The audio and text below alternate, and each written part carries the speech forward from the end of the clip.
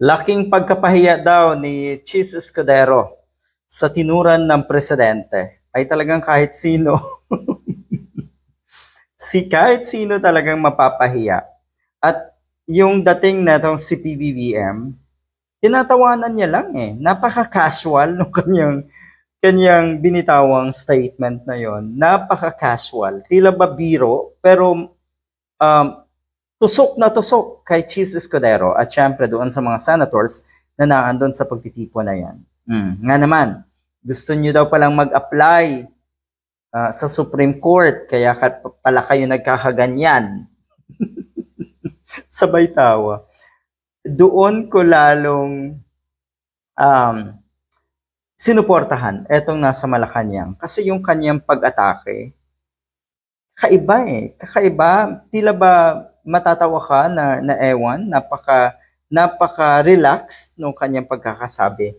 Walang galit. Pero yun nga, lalo niyang ginalit yung senador. So ano kaya ang ibig sabihin nito? Kikilos na ba ang nasa Malacanang? Kasi ang sinasabi dito, parang ang punto rito ng presidente eh, talaga ba? Meron kayong autonomy?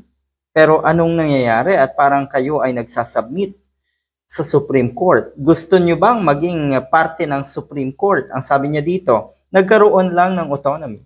Gusto nyo na mag-Supreme Court. Yan, ang sinabi niya sa mga senators.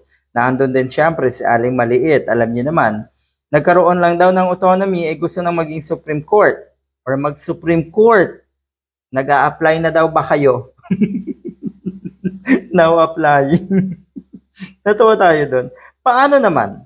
How will Chis pass his legislation? Kung ganon kayong mga senators na naandyan, na nakapwesto. O diba?